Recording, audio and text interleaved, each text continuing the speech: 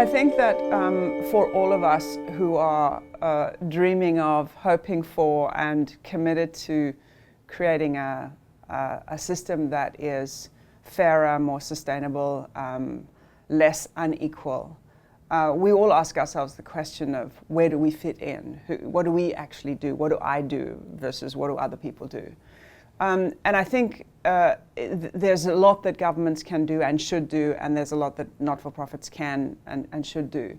What I'm very interested in is what I know and what we know, which is big corporate life. And what we know is that big corporates are very powerful. They control an enormous number of resources, human and planetary resources. And so the transformation of big companies is a really important part of the puzzle.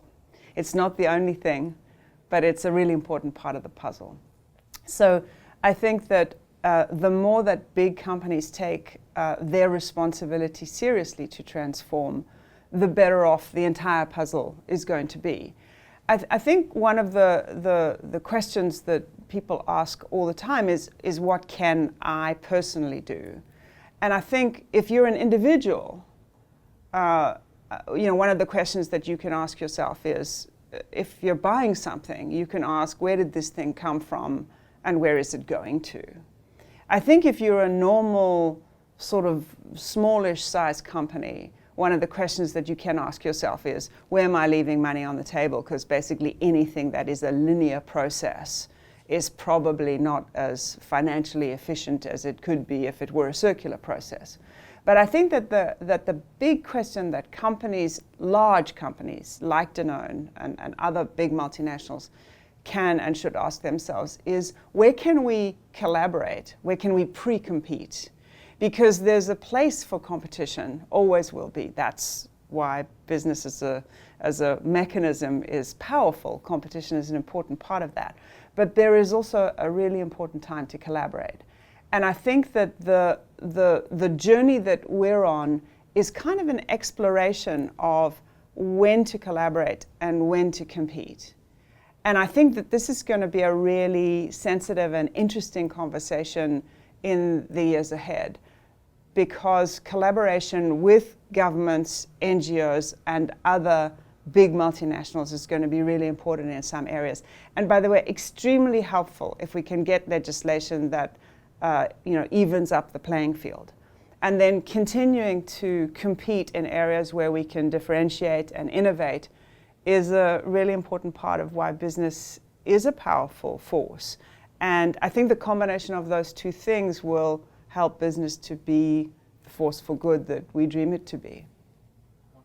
One of the things that I think distinguishes B Corp certification from many of the other certifications is that it's holistic, but it also allows you to double down in areas that you really want to be exceptional in, and just be okay in areas that you're not choosing to double down on, basically. And if you take the subject of workers, for example, the question of how much ownership your workers have of your organization, the question of what percentage of your workers are at or above the living wage, the question of what's the size of the gap between the most well-paid employee and the least well-paid employee in your organization. These are just some of the questions that you need to answer in the BIA, in the B Impact Assessment. And what's interesting for me is that simply being asked those questions causes you to ask yourself what kind of company you are and what kind of company you want to be. So I'll give you an example. We didn't even measure the living wage. We didn't even know what the living wage was. It took us months to work out what our numbers were. We just didn't track them. And so what happens is a combination of, I think, three things is interesting. A combination of the questions that you have to answer causes the leadership of an organization to rethink the kind of company that it wants to be.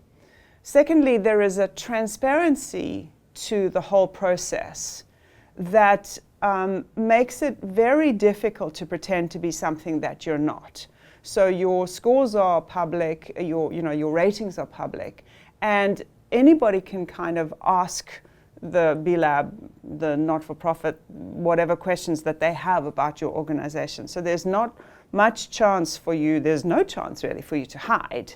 And I think what's interesting about these kinds of metrics is it's not necessarily an individual metric. It's a combination of metrics, and it's a combination of ways that you deal with your people and the planet, really, that makes you a good company or a less good company.